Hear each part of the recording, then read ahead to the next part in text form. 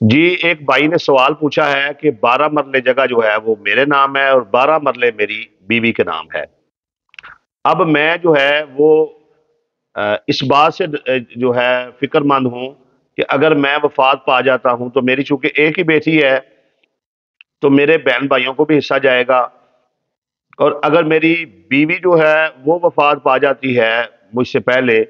تو اس کے بھی جو بہن بھائی ہیں ان کو حصہ جائے گا۔ تو میں کیا کروں کہ جس سے جو ہے یہ ساری جائیداد جو ہے وہ میری بیٹی کے نام ہو جائے، یعنی یہ ساری جائیداد جو ہے وہ میری بیٹی کو مل جائے۔ 24 مرلے ٹوٹل جو ہے وہ جگہ ہے، اور یہ جگہ جو ہے جو 12 مرلے میرے پاس ہیں یہ میری ملکیت ہے، اور جو بیگم کے نام 12 مرلے ہیں وہ بھی بیگم نے شادی کے بعد جو ہے محنت کر کے ہم نے جو ہے یہ بنائے ہیں، وہ بھی اسے والدین سے حصہ نہیں آیا ہوا۔ اچھا محترم بھائی، پہلے یہ سمجھ لیں کوئی شخص خود سے جگہ خریدتا ہے یا اسے والدین کی طرف سے ملتی ہے، جب وہ وفات پاتا ہے تو اس سے والدین کو بھی حصہ ملتا ہے، بیوی کو بھی حصہ ملتا ہے اور بچوں کو بھی حصہ ملتا ہے، اور مرد اور عورت کی جائیداد جو ہے وہ ایک ہی طریقے سے تقسیم ہوتی ہے۔ اب یہ ہے کہ اگر آپ کے پاس رقبہ زرعی ہو اور 1 کنال سے اوپر ہو تو آپ ہیبہ کریں تو اس پر کوئی ٹیکس نہیں ہے، وراثتی انتقال کا جو 1300 روپیہ لگنا ہے وہی لگنا ہے۔ لیکن چونکہ آپ یہ جو رقبہ ہے یہ 24 مرلے ہے اور رہائشی ہے، اور اس کی آپ نے دیکھنا ہے ڈی سی ریٹ کیا ہے اور اوپر ملبے کا ریٹ کیا ہے۔ اگر یہ مثال کے طور پہ 1 لاکھ روپے کی جائیداد ہے تو 2000 روپیہ ہے،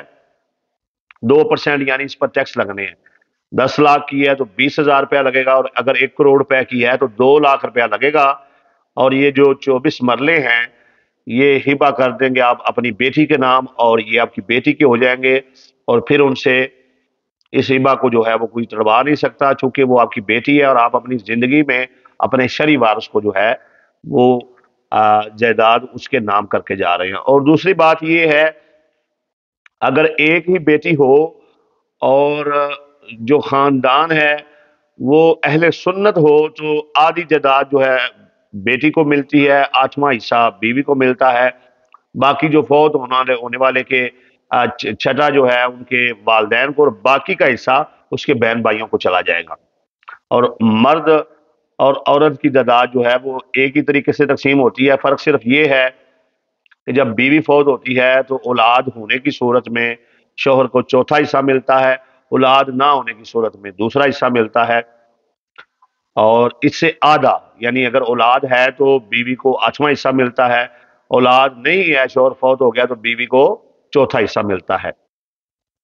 اور فقہ جعفریہ میں اگر ایک ہی بیٹی ہے تو ساری جائیداد بیٹی کو ملے گی، 2 بیٹیاں ہیں تو پھر بھی وہ جائیداد جو ہے وہ بیٹیوں کی ہی رہے گی،